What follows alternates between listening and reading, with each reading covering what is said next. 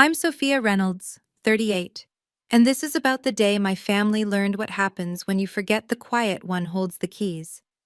Yesterday marked 6 months since everything changed, since the moment my mother told me to stop contacting them, right on my birthday. What followed was a revelation that shocked not just my family, but an entire room of colleagues who witnessed the unraveling of a carefully maintained facade. Before we dive into how 99 missed calls became the soundtrack to my vindication, please take a moment to like and subscribe, but only if you genuinely enjoy this story. I'm curious. Where are you watching from, and what time is it there? Drop it in the comments below.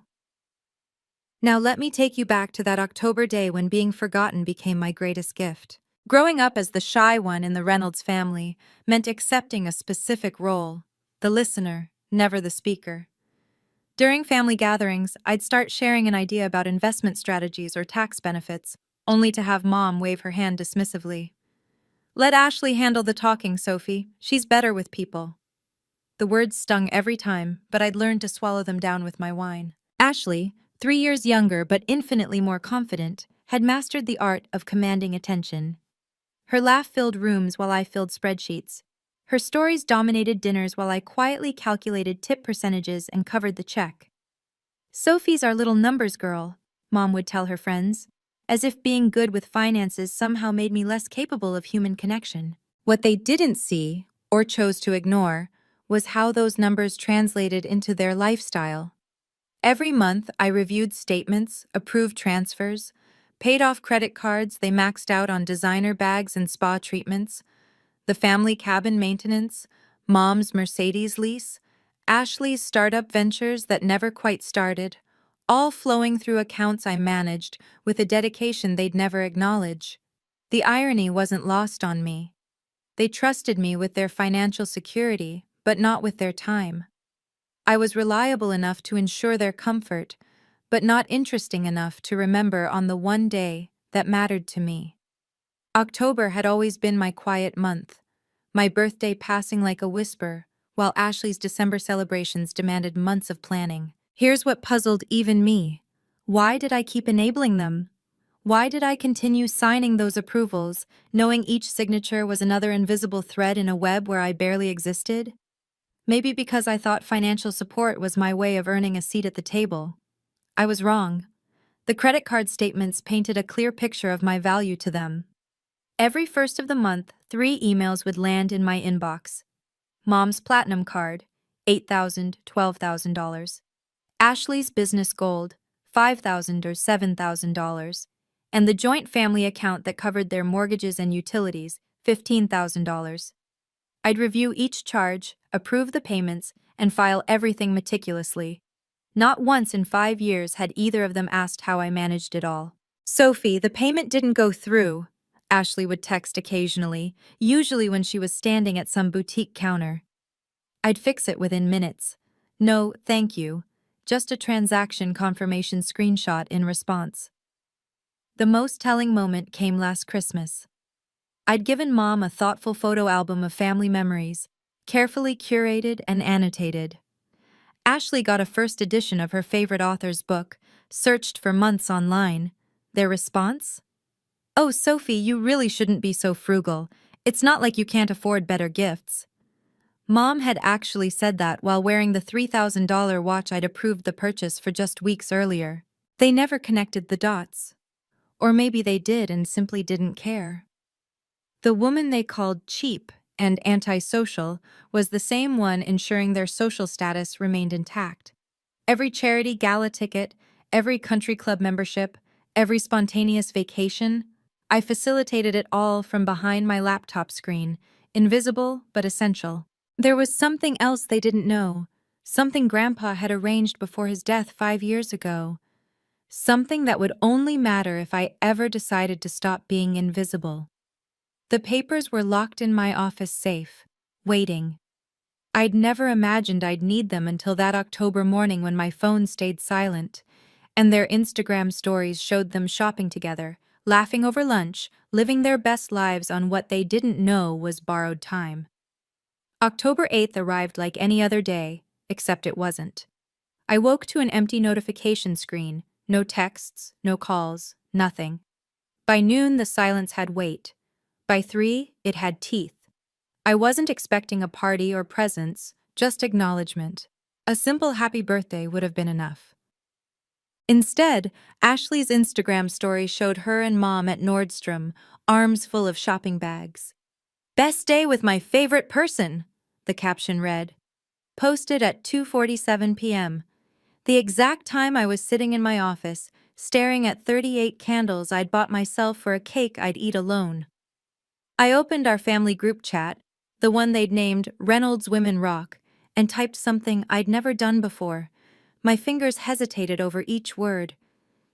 "Feeling a bit forgotten today. It's my birthday." Simple, vulnerable, true.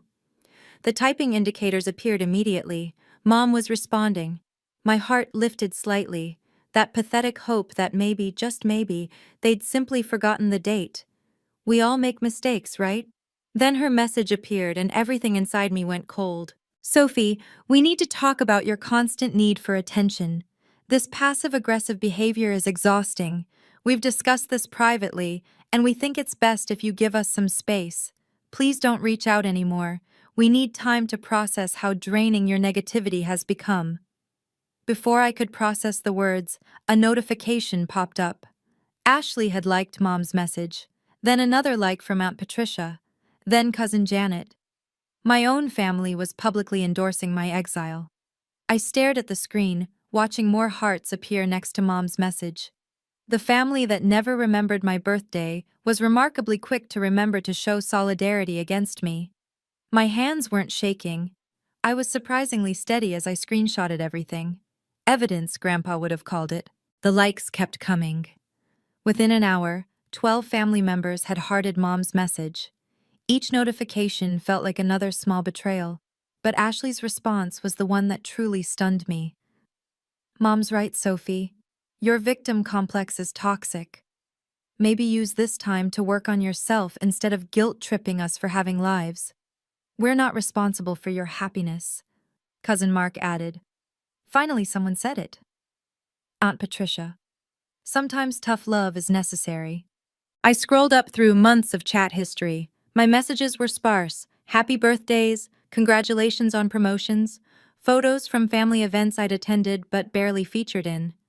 Their messages were abundant when they needed something. "Sophie, can you look at this tax thing? Sophie, the payment is late. Sophie, fix this." This wasn't the first time they'd collectively decided I was too much. 3 years ago, when I'd asked why I wasn't invited to Ashley's engagement party, Mom had called me oversensitive. When I mentioned feeling left out of the family vacation they'd planned without me, Ashley said I was making everything about myself. But this was different. This was formal excommunication, witnessed and endorsed by everyone who shared my blood. The quiet one had dared to speak, and they'd responded with coordinated silence. I closed the chat and opened my laptop. 5 years of financial records spread across my screen. Every payment I'd approved, every transfer I'd authorized, every luxury I'd enabled. They wanted space? They were about to get more than they bargained for. My phone buzzed. A private text from Mom. "I hope you understand this is for everyone's good. You've become so needy lately. Maybe therapy would help." Needy.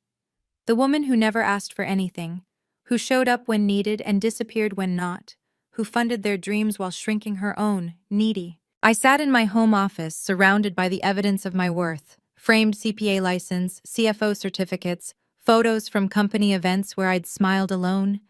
If I stayed silent now, what would I lose? The honest answer: a family that already treated me as optional. But silence meant something else, too. It meant accepting that my only value was in being useful, not loved. It meant every future birthday would pass unnoticed while I continued bankrolling their milestones. It meant dying a little more each day, suffocated by my own invisibility. Grandpa Eddie's photo sat on my desk, taken just months before the cancer took him. "Never let them dim your light, Sophie," he'd told me during our last real conversation. "You're worth more than what you do for others. Remember that when the time comes." I'd thought he meant career advice. Now, staring at the trust documents I'd kept locked away for 5 years, I understood differently. He'd seen what I was too loyal to acknowledge, that love shouldn't require you to shrink yourself into nothing. The October birthday party at my company was tomorrow. It was an annual tradition where we celebrated all October birthdays together. Mom and Ashley always attended because the CEO, David Chen, made it a family affair with impressive catering and an open bar. They'd never missed one, though they'd never remembered it was also my birthday celebration. They'd be there tomorrow, playing the role of supportive family, charming my colleagues while treating me like furniture. The same colleagues who'd watched me work late every night, who'd seen me eat lunch alone, who'd noticed but never mentioned the absence of family photos on my desk. My reflection in the laptop screen looked different somehow, not broken or bitter, resolved. They wanted space? Tomorrow they'd learn exactly how much space 5 years of financial support could create. If you've ever felt invisible in your own family, type "seen" in the comments. I read every single one, and your stories help others know they're not alone. Also, what time is it where you're watching? I'm curious if late-night listeners relate differently to family dynamics. I've noticed the 2 a.m. crowd understands that particular ache of lying awake, wondering why you're not enough. Before we continue to the party that changed everything, remember, your worth isn't measured by how small you can make yourself to fit into others' lives. Let's continue. The company October birthdays party was scheduled for 4 p.m. in the main conference room. David Chen's assistant had transformed it into an elegant space with gold balloons and catered spreads that rivaled wedding receptions.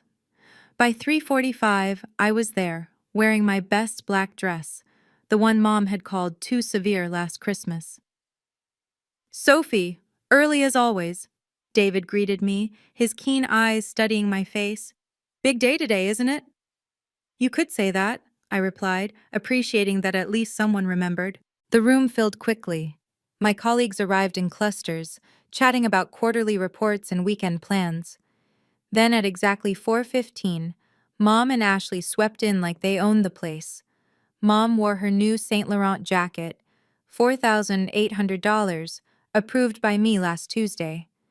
Ashley's Cartier bracelet caught the light, $8,000, approved on her birthday, because family deserves the best. They worked the room like professionals, laughing with the senior partners, complimenting the decorations, sampling the appetizers. They moved around me like I was a piece of furniture, their bodies angling away whenever we might make eye contact. The message was clear. We're here for the party, not for you. "Your family seems lovely," Jennifer from HR mentioned, watching Mom charm the CFO. "They certainly know how to make an impression," I said. What Jennifer didn't know, what none of them knew, was that Robert Hayes would arrive soon.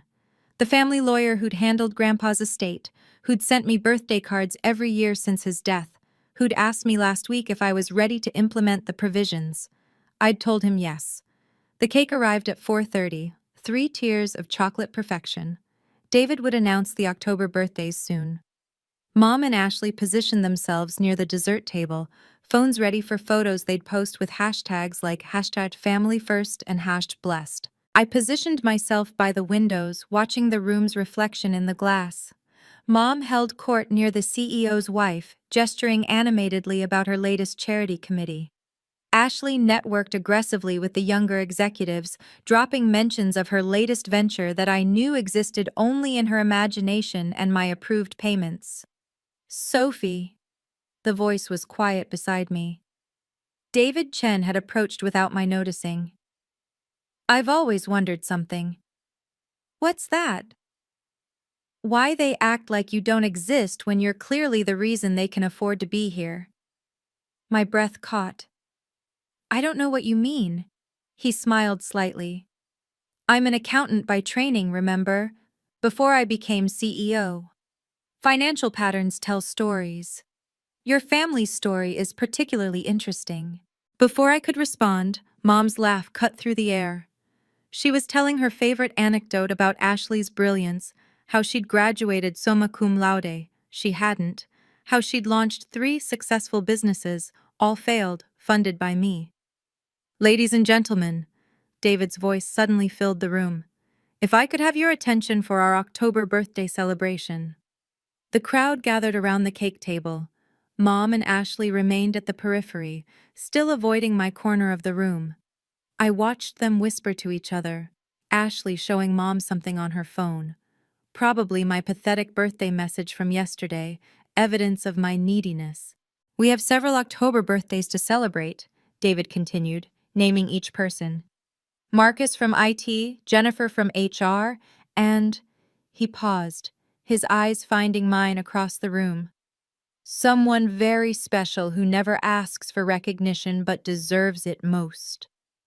The room waited. Mom and Ashley had stopped whispering, their attention caught by David's unusual tone. Something in the air shifted, that moment before lightning strikes, when everything goes still. Before we continue, Ashley's voice cut through the expectant silence. Can we address the elephant in the room? Every head turned. She stood with theatrical confidence, Mom beside her in supporting solidarity. What elephant would that be? David asked calmly. Sophie's been harassing us, Ashley announced, sending guilt trip messages, making everything about her. It's honestly embarrassing for everyone. Gasps rippled through the room. My colleagues looked between us, confusion evident. Harassing? David's eyebrow raised. Mom stepped forward. She sent 15 texts yesterday. 15, all because we couldn't drop everything for her birthday. You forgot, I said, my voice carrying clearly. You couldn't. You forgot. Don't play victim, Ashley snapped. You're 38, not 8. You're right, I replied, stepping into the circle that had formed. I'm 38, old enough to stop pretending this is normal. What's that supposed to mean? Mom's voice sharpened. It means, I said, meeting her eyes directly, that forgetting my birthday while spending $40,000 of money I approved last month is certainly a choice. The room went silent. David's expression remained neutral, but I caught the slight nod he gave someone behind me. You approved? Ashley laughed. Sophie, you're a glorified bookkeeper. Stop pretending you have any real power here. Actually, a new voice interjected, and Robert Hayes stepped into view, his briefcase in hand. Miss Reynolds has considerably more power than you realize. Mom's face paled slightly. Who are you? Robert Hayes, Hayes and Associates. I manage the Reynolds Family Trust. He set his briefcase on the table with deliberate precision. I'm here at Miss Sophia Reynolds' request to clarify some misconceptions about her role in your financial affairs. Ashley's laugh faltered. What trust? This is ridiculous, Mom said, her voice pitching higher. Sophie, what kind of stunt is this? It's not a stunt, I replied evenly. It's transparency. Something you've demanded from everyone but yourselves. The room had formed a natural amphitheater around us. My colleagues watched with barely concealed fascination. This was better than any corporate drama they'd witnessed. Some people can't handle being told the truth, Ashley projected to the crowd. We tried to set healthy boundaries and now she's having a public meltdown. Healthy boundaries? I pulled out my phone. Like this message? Your constant need for attention is exhausting. Please don't reach out anymore. Sent on my birthday. Liked by you within 30 seconds. Jennifer from HR audibly gasped. Several colleagues shifted uncomfortably. You're proving our point, Mom said, but her confidence was cracking. This desperate need for validation. From my mother? I interrupted. Yes, how desperate of me. David cleared his throat. Perhaps we should… No, Ashley cut him off, turning to address the room. Everyone should know what we've dealt with. She texts constantly, needs reassurance for everything, can't function without our approval. Interesting, Robert Hayes said, pulling documents from his briefcase. Because these records suggest quite the opposite. What records? Mom demanded. 5 years of financial transactions. Every approval, every transfer, every payment made from the Reynolds Family Trust to support your lifestyle. The color drained from Ashley's face. What are you talking about? Should we start with the Mercedes lease? Robert asked pleasantly. Or perhaps the failed boutique startup, the cosmetic procedures, the— Enough! Mom's composure finally shattered. Sophie, call off your lawyer. This is family business. Funny, I said, my voice steady as granite. Yesterday I wasn't family. Today I am. What changed? Robert Hayes moved with the practiced calm of someone who'd delivered difficult news many times before. He set a leather folder on the table, the Reynolds family crest embossed in gold on its cover, a detail that made Mom's breath catch. Mrs. Reynolds, Miss Reynolds, he addressed them formally, though his tone remained kind. I'm here at Miss Sophia Reynolds' request to clarify the structure of the family trust established by Edward Reynolds before his passing. Daddy never mentioned, Mom started. Actually, he did, Robert interrupted gently. You were present at the reading, you signed acknowledgement papers. Perhaps the grief made you forget the details. He opened the folder, revealing documents with official seals. Several colleagues leaned in, drawn by the gravity of the moment. Miss Sophia Reynolds was named sole trustee of the Reynolds Family Trust 5 years ago. Every financial decision, every disbursement, every investment requires her explicit approval. That's impossible, Ashley said, but her voice wavered. Sophie's she's the quiet one, I suggested. The one who handles the boring numbers while you live your best life? David Chen moved closer, his presence commanding attention. Robert, for clarity's sake, what exactly does this trustee position entail? Robert smiled slightly. Complete fiduciary control over approximately $12 million in assets, including real estate, investment portfolios, and liquid funds. Miss Reynolds has been exceptionally generous in her distributions, maintaining the family's lifestyle without question for 5 years. The number hung in the air like a physical presence. 12 million. Several colleagues whistled low. But more interesting, Robert continued, pulling out another document, is this provision. The trustee has full discretion to modify or terminate distributions if they determine the beneficiaries are acting against the family's best interests. Mom's hand went to her throat, fingers finding the pearl necklace I'd approved last Christmas. David Chen stepped forward, his CEO presence commanding the room's attention. I have to say, this explains so much. He looked directly at me. The late nights, the meticulous attention to our corporate accounts, the fact that you never take vacations. What's that supposed to mean? Ashley demanded, though her bravado was crumbling. It means, David said, turning to address the room, that someone who manages $12 million in family assets while working full-time as our CFO, without ever mentioning it or using it as leverage, is exactly the kind of person we value here. He walked over to me, his expression thoughtful. Sophie, you've been carrying this responsibility alone, haven't you? Managing their finances while they told me I was too needy for wanting a birthday text, I finished. The room's sympathy was palpable. Several colleagues shook their heads in disgust. Jennifer from HR looked like she wanted to hug me. This is manipulation, Mom said desperately. She's turning everyone against us. No, David replied firmly. She's simply stopping the manipulation you've been doing to her. He pulled out his phone, scrolling briefly. Interesting timing, by the way. Your Instagram shows you shopping at Nordstrom yesterday at 2 p.m., tagged location and all, while your daughter was alone on her birthday. Ashley's face flushed. That's stalking. That's public information you chose to share, David corrected, while publicly ostracizing a family member for expressing hurt. He looked at me with something I'd rarely seen from anyone, genuine respect. Sometimes the quiet ones have the loudest impact when they finally speak up. Robert Hayes cleared his throat. Miss Reynolds, would you like to proceed with the documentation we discussed? The question hung between us all, heavy with possibility.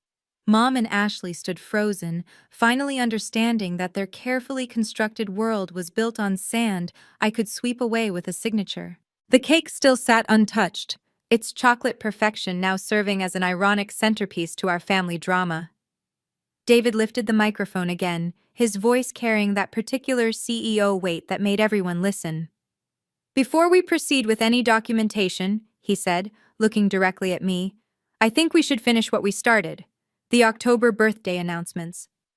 He smiled, and something in that smile told me he'd been planning this moment since he'd arrived. Marcus from IT turning 32, Jennifer from HR celebrating her 40th. He paused, letting the anticipation build. And Sophia Reynolds, our exceptional CFO, who turns 38 today. The applause started immediately, my colleagues' enthusiasm genuine and warm. But David wasn't finished. "Sophia has been with us for 8 years. In that time, she's never once asked for special recognition, never mentioned her birthday, never expected us to celebrate her.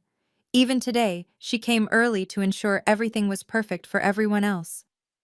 Mom shifted uncomfortably. Ashley's phone hung limp in her hand. "What many of you don't know," David continued, his eyes never leaving mine, "is that Sophia has been managing not just our corporate finances, but a significant family trust, all while maintaining the highest level of professionalism and discretion."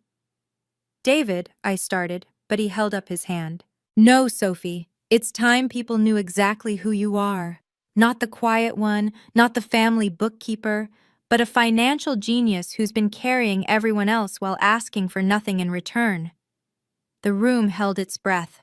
This was the moment, the precipice between my old life and whatever came next. Robert Hayes stood ready with his documents. Mom and Ashley waited in visible dread. My colleagues watched with rapt attention. "So," David said, raising his champagne glass, "before we cut this cake, I have one question for you, Sophie. What would you like for your birthday?" Before I could answer David's question, Ashley erupted. Her voice carried that particular pitch of desperation masked as anger. "This is absolutely ridiculous!" She turned to face the room. "You're all being manipulated. Sophie's always been like this, playing victim, making everything about her pain. We tried to give her space to grow, to become less clingy, and this is how she responds?" "Clingy?" I asked quietly. "I texted once on my birthday." "You text constantly." Ashley pulled out her phone, waving it like evidence. "Look! 15 messages over the last month." David took the phone, scrolling. "These are responses to your requests for money. Can you approve this? Payment declined. Fix it. Need funds transferred." He handed it back. "Every single text from Sophie is responding to your demands." Mom stepped forward, her society smile plastered on. "This is a family matter. We shouldn't be airing—" "You aired it," Jennifer from HR interrupted. "You announced to this room that Sophie was harassing you. You chose the public forum." "Exactly," Mom said, grasping at straws. "And we're trying to help her. She's clearly having some sort of breakdown. We had to block her for our mental health." The room collectively recoiled. Someone actually laughed, a short, disbelieving sound. "You blocked your daughter," David said slowly, "on her birthday, after forgetting it completely, while living off her money?" "It's not her money," Ashley snapped. "It's family money." "That she controls," Robert Hayes interjected calmly, "has controlled for 5 years. Every dollar you've spent has been at her discretion." "Then she's been lying to us." Mom's mask finally slipped completely. "Pretending to be poor while controlling millions." "When?" I asked, my voice cutting through the noise. "Did I ever pretend to be poor? When did I lie? I simply never corrected your assumptions about the quiet, boring daughter who wasn't worth remembering." Have you ever had a moment where staying silent meant losing yourself? Drop A if you've been there. And if someone in your life needs to hear this story, please share it with them. Sometimes one story can change someone's entire perspective on their worth.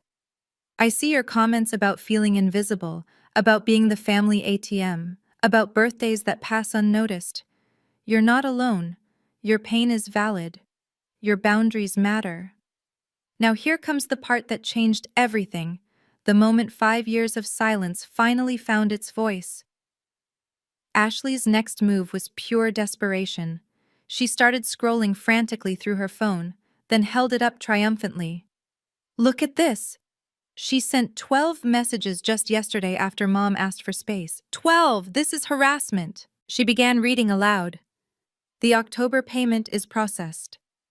Your Nordstrom card is reactivated. Mortgage payment confirmed. Your spa membership is renewed. Ashley's voice faltered as she realized what she was reading. The room had gone completely silent. Those were all sent before Mom's message, I said calmly. Before you told me not to contact you. I was doing what I've done every month for 5 years, managing your lives while you pretended I didn't exist. Mom tried another angle. We're not perfect, but cutting off family over a birthday. You cut me off, I interrupted. You literally wrote, don't reach out anymore. That's different. We needed boundaries. From what? I asked. From the person who pays your bills? From the daughter who never asks for anything?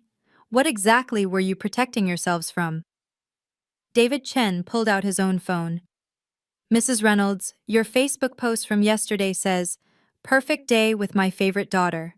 Posted at 3 p.m., while your other daughter was spending her birthday alone.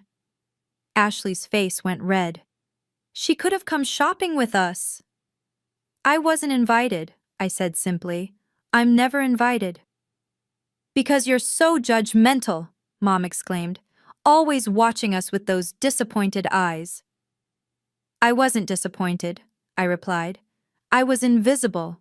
There's a difference. Robert Hayes stepped forward again. Miss Reynolds, shall we proceed? The documents are ready. The weight of the moment pressed down on everyone. Mom clutched Ashley's arm. My colleagues watched with bated breath. And I stood there, finally visible, finally seen, finally ready to stop being the family ghost who paid the bills.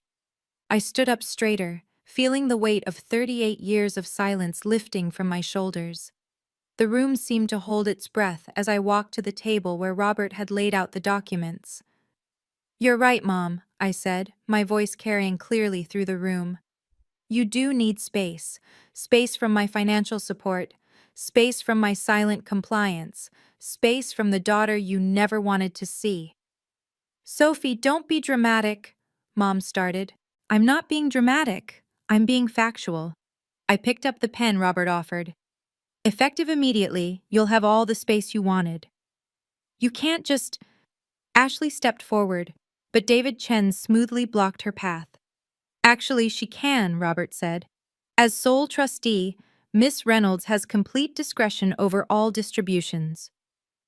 I began signing the documents, each signature deliberate and measured. The credit cards linked to the trust, canceled, the mortgage payments, suspended pending review, the monthly allowances, terminated. Ashley pulled out her phone, presumably to check her banking app. Her face went white. My cards are already declined? I canceled them this morning, I said calmly, when I accepted that you meant what you said about not wanting contact. This is financial abuse, Mom shrieked. The room actually laughed. Someone called out, That's rich coming from you. I'm not cutting you off entirely, I continued, maintaining my composure. I'll maintain your health insurance and a basic monthly stipend of $2,000. Enough to live, not enough to live off. 2,000? Ashley gasped. My car payment alone is $1,500, I finished.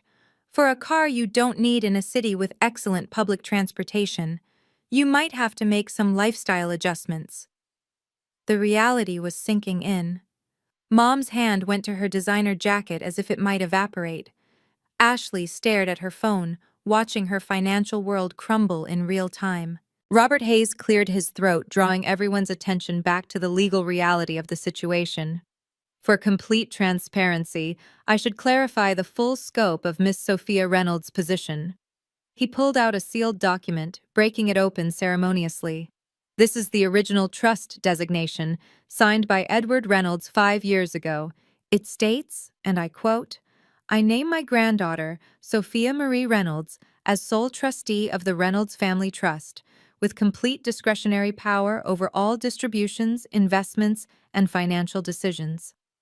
That's impossible, Mom whispered. Daddy would have told me. He did, Robert replied. You were present at the reading, you signed acknowledgement papers. Perhaps you didn't think it mattered since Sophie had always been so accommodating. The trust currently holds, Robert continued, his voice carrying the weight of legal authority, 12.3 million in assets. This includes the family home in Westchester, the vacation property in the Hamptons, the investment portfolio, and liquid assets of approximately $4 million. Several colleagues gasped. Jennifer from HR whispered, "Holy shit." Every luxury purchase, every vacation, every monthly expense over the past 5 years has required Miss Reynolds's approval, Robert explained. She has approved, without question, over $2 million in discretionary spending for family members who couldn't remember her birthday.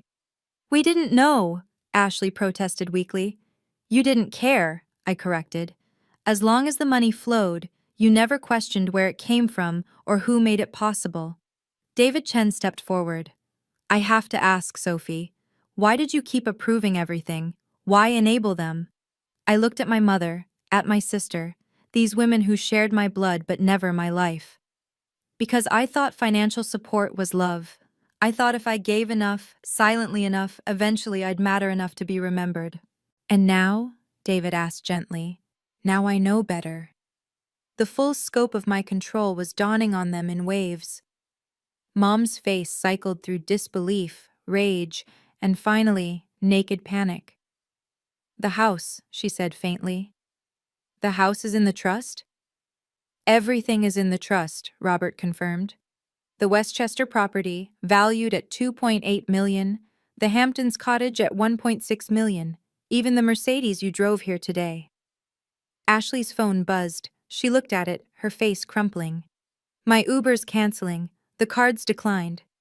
The spa just texted, Mom said, staring at her screen. My appointment tomorrow is canceled due to payment issues. 5 years, I said, letting the number hang in the air. 5 years of silent approvals. Your gym memberships, your country club dues, your charity gala tickets where you'd introduce Ashley as your accomplished daughter, while I sat at home, managing the very funds that bought your seat at those tables. We'll contest this, Mom said desperately. We'll sue. Robert actually chuckled. On what grounds? That you were given too much money for too long? That your daughter was too generous? That would be an interesting case to present to a judge. You manipulated Daddy, Mom accused, turning on me. You poisoned him against us. Grandpa saw what you refused to, I replied. He saw who remembered his birthday when he was dying, who visited him during chemo when you were too busy, who held his hand when he said goodbye.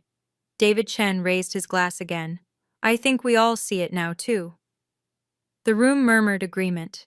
My colleagues, these people who'd worked alongside me for years, were finally seeing me not as the quiet accountant who ate lunch alone, but as someone who'd been carrying an impossible weight with impossible grace. The jet, Ashley said suddenly. We're supposed to fly to Miami next week. Not anymore, I said simply. The meltdown was immediate and spectacular. Ashley's phone hit the ground as she lunged toward the table, only to be smoothly intercepted by David's security chief, who'd been watching from the corner. You can't do this, she screamed. That's our money, our inheritance. It's Grandpa's money, I corrected, which he specifically placed under my control. Every document is legal, witnessed, and filed with the state. Mom tried a different approach, tears suddenly appearing. Sophie, sweetheart, we're family. You can't destroy your family over a misunderstanding. What misunderstanding? I asked. You were very clear. You need space from me. I'm giving it to you. We didn't mean financially, Ashley protested. Oh? So you only wanted emotional distance? You wanted to keep taking my money while treating me like I don't exist? How convenient. The room watched as Ashley frantically scrolled through her banking apps, watching account after account show insufficient funds. Her American Express, canceled. Her Bloomingdale's card, frozen. Even her Starbucks app showed a zero balance. My rent is due tomorrow, Ashley whispered. $3,500. Better start looking for a cheaper place, someone called out from the crowd. Mom's phone rang. she answered with shaking hands. Hello? Yes, this is Margaret Reynolds. What? That's impossible. Check again. Her face went gray. The lease is terminated? The Mercedes, I explained to the room. Leased through the trust. I terminated it this morning. You have 24 hours to return it to the dealership. How are we supposed to get home? Mom demanded. The same way millions of people do every day, I replied. Public transportation. Or maybe one of those family members who liked your message yesterday will give you a ride. I'm sure they'll be happy to support your need for space from me. I turned back to the documents, signing the final pages with steady hands. Each signature felt like shedding a weight I hadn't realized I'd been carrying. Robert notarized each one with practiced efficiency. The new distribution structure is as follows, I announced, my voice carrying the same professional tone I used in board meetings. Health insurance will continue. I'm not a monster. Each of you will receive $2,000 monthly for basic expenses. This is not negotiable. 2,000? Mom's voice cracked. Our mortgage alone is 6,000. Then you'll need to sell the house and find something within your means, I replied. Like I did when I first started working, living in a studio apartment while you complained I never hosted family dinners. What about my business? Ashley pleaded. I have investors. What investors? I asked.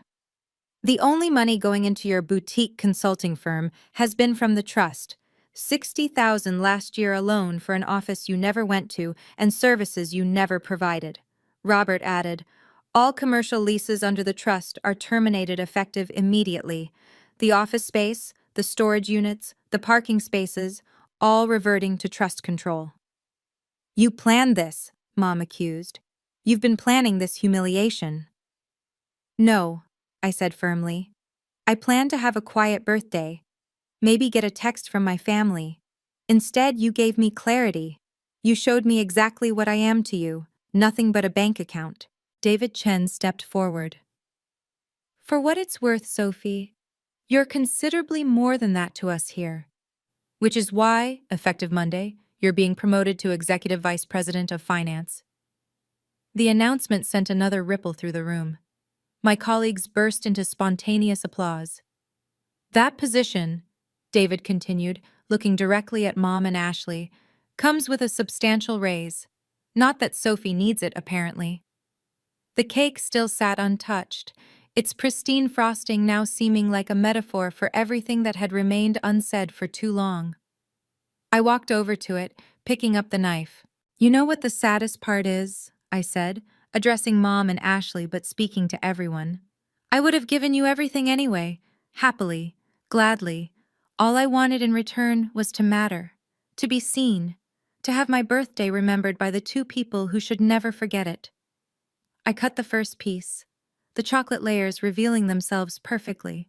5 years of silent support, 5 years of being told I was too quiet, too boring, too needy. 5 years of watching you live extraordinary lives while I lived in your shadow, making it all possible. Sophie, Mom started, her voice smaller now, we do love you. No, I said simply. You love what I provide. There's a difference. Love doesn't forget. Love doesn't publicly shame. Love doesn't tell someone seeking connection to go away. I placed the slice on a plate, then handed it to David. For someone who actually remembered my birthday. We can fix this, Ashley said desperately. We can go to family therapy. We can work through this. With what money? Someone called out, earning nervous laughter. I'm open to therapy, I said. Individual therapy for each of you, which I'll pay for. Because despite everything, I want you to get better. But rebuilding our relationship? That will take more than apologies made under financial duress. Robert gathered his documents. Miss Reynolds, everything is filed and effective immediately. The trust accounts have been restructured per your instructions. The new bank cards for Mrs. and Miss Reynolds will arrive within 5 business days with their monthly stipend accessible. This is temporary, right?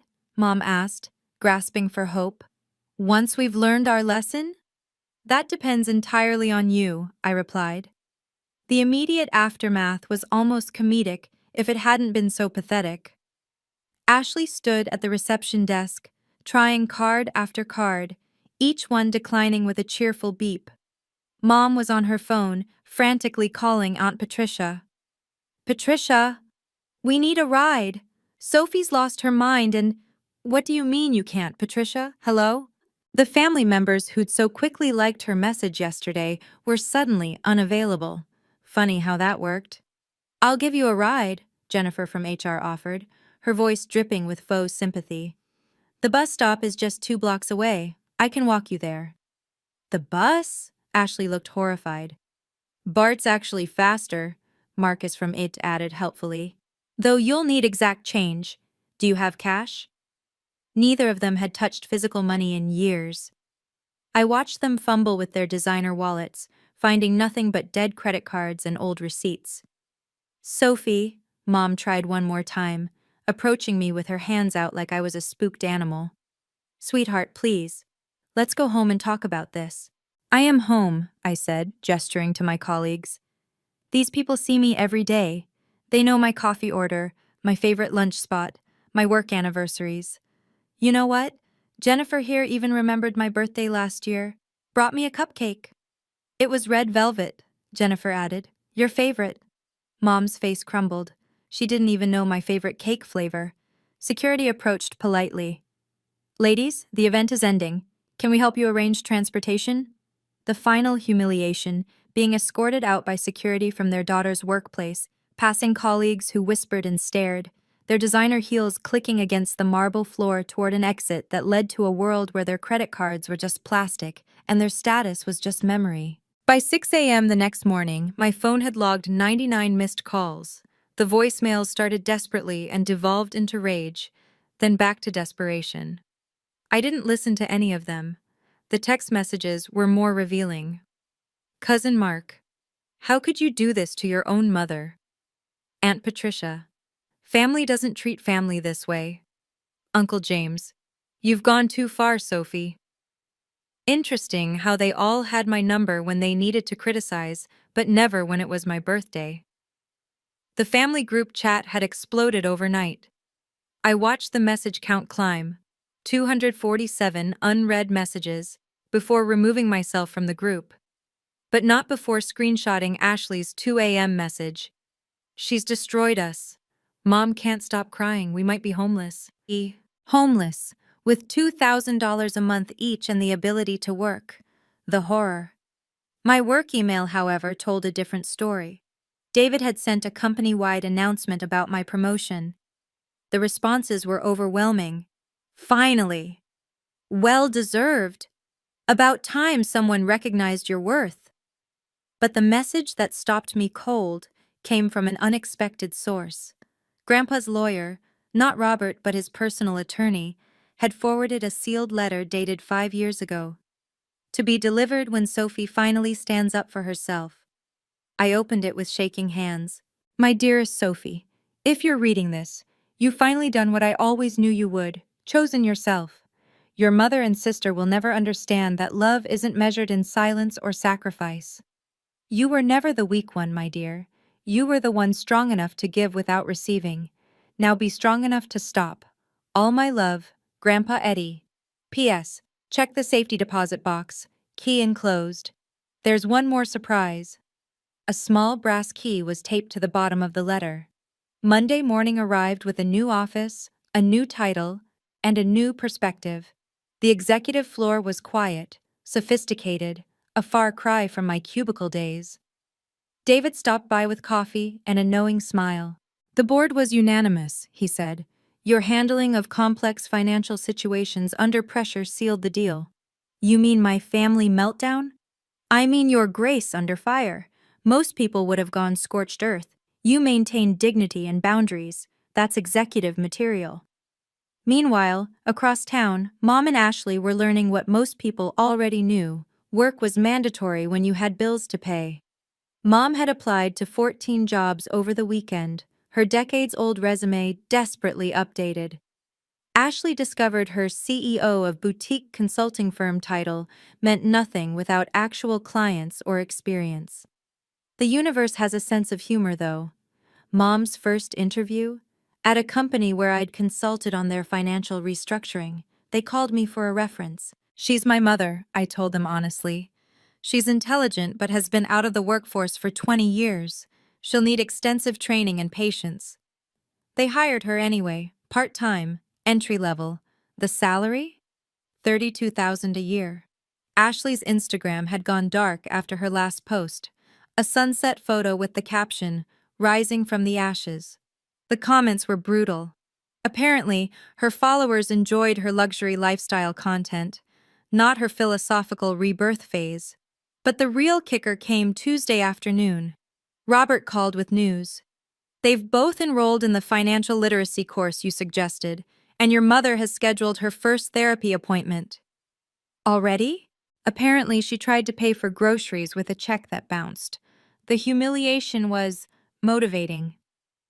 I felt something then. Not satisfaction, not vindication, but maybe the first stirring of hope that they might actually learn something from this. 3 weeks later, the apology emails started arriving. Mom's was 8 pages long, single-spaced, a rambling mixture of justification and genuine remorse. "I see now how we diminished you," she wrote. "How we took your quiet strength for weakness, your generosity for obligation." Ashley's was shorter but more honest. "I've been jealous of you my entire life. You had Grandpa's love, his respect. I had Mom's attention but never what you had, genuine admiration from someone who mattered. I'm sorry I made you pay for that, literally and figuratively." They weren't asking for money.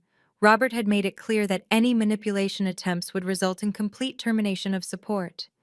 They were asking for something harder to give: forgiveness. I didn't respond immediately. Instead, I went to the safety deposit box Grandpa had mentioned. Inside, beyond the expected documents and family jewelry, was a photo album I'd never seen. Pictures of Grandpa and me through the years. At my college graduation, my first day of work. Quiet lunches where Mom and Ashley were absent. On the last page, a note. "You were always my favorite, Sophie. Not because you were quiet, but because you were kind. Never lose that, even when they don't deserve it." The next day, I sent identical responses to Mom and Ashley. Therapy first, 6 months minimum. Financial literacy course completed. Then we can talk about rebuilding, not the trust fund, our trust. Mom replied within minutes. "I understand. Thank you for not giving up on us entirely." Ashley's response was more telling. "I got a job today, reception at a dental office. It's honest work. You would have been proud of Grandpa. He always said honest work was the best kind." Maybe she had been listening all those years. Maybe we all had been, just to the wrong things. I met with Robert to establish the new framework: clear, professional, and non-negotiable. The document was titled Requirements for Relationship Restoration, and I insisted on treating it like any other contract. "First requirement," I told Robert as he typed, "individual therapy for a minimum of 6 months. Weekly sessions, no exceptions. I'll cover the cost, but I receive monthly confirmation of attendance from the therapist. Second, complete a certified financial literacy course, not an online quickie, the full 12-week program at the community college. Third, maintain employment for at least 6 months. No gaps, no excuses. Learn what it means to earn rather than expect. Fourth, no contact with me outside of a monthly email update on their progress. No manipulation, no guilt, no surprise visits to my office." Robert looked up. "And if they complete all this?" "Then we start family therapy together. 1 session a month, building slowly. The trust distributions can be reevaluated after 1 full year of compliance, but never returning to previous levels." "You're giving them a chance," he observed. "I'm giving them structure," I corrected. "Something Grandpa tried to do but they never accepted from him. Maybe losing everything will make them value something." The terms were sent that afternoon. Mom accepted immediately. Ashley took 3 days, finally responding with, "I understand these are consequences, not punishments. I accept." That distinction mattered. It showed growth, however small. I also established my own boundaries in writing. No unannounced visits. No financial discussions outside of official channels. No using other family members as intermediaries. No public social media posts about our relationship without consent. These aren't walls, I told my own therapist that week. They're load-bearing structures. Without them, everything collapses. She smiled. Sounds like someone else has been learning too. 6 months is a long time when you're rebuilding from scorched earth, but it passes quickly when you're finally living your own life. I traveled, first time in 5 years. I dated, someone who remembered not just my birthday, but my coffee order and favorite author. I slept, deeply, without the 3 a.m. anxiety about managing everyone else's existence. The monthly updates came like clockwork. Mom's therapist helped her uncover a generational pattern of emotional neglect she'd inherited from her own mother. I gave Ashley attention because I never got it, she wrote. I ignored you because you seemed so capable. I see now that capability doesn't mean you didn't need love. Ashley's journey was different. Working reception taught her humility. A patient yelled at me today for something that wasn't my fault, she wrote in month 3. I smiled and fixed it anyway. Is this how you felt all those years? Invisible but essential?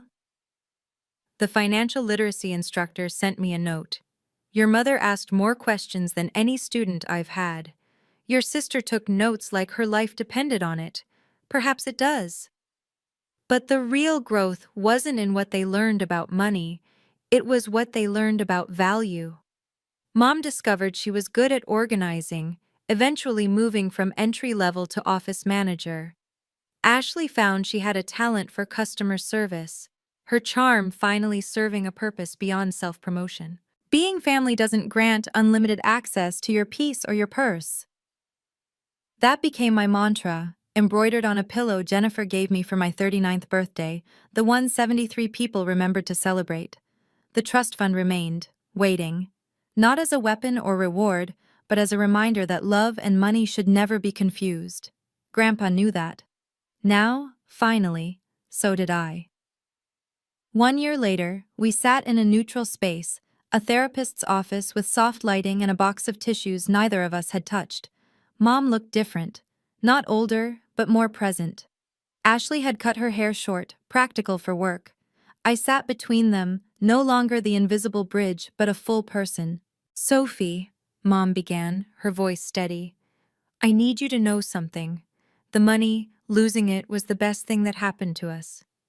Not because we learned to budget or work, but because we finally saw you, the real you. Not the quiet girl we overlooked, but the woman who held us up while we looked down on her. Ashley added, I posted about you yesterday, first time in a year. Just said, my sister taught me that strength isn't loud. Sometimes it's the quiet voice saying, enough. Got more genuine engagement than any of my luxury posts ever did. The therapist smiled. Sophie, would you like to share your reflection? I learned that love shouldn't require you to disappear, I said. That boundaries aren't walls, they're bridges with proper weight limits, and that family isn't about blood or obligation, it's about choice.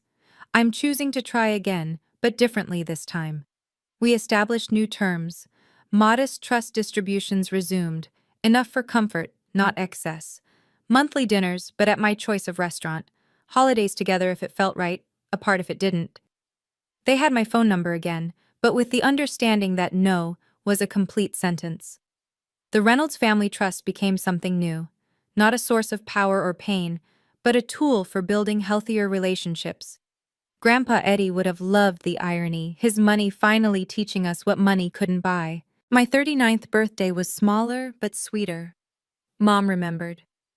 Ashley baked a cake, badly, but with love. And for the first time in my life, I felt seen. If this story resonated with you, please share it with someone who needs to hear that their worth isn't determined by how much they give or how little they ask for. What's the hardest boundary you've ever had to set with family? Share in the comments. Your story might be exactly what someone else needs to read today. And remember, subscribe for more stories about finding your voice when the world expects you to stay quiet. Whether it's 2 a.m. or 2 p.m. where you are, thank you for being here, for witnessing this journey, and for seeing the value in standing up for yourself.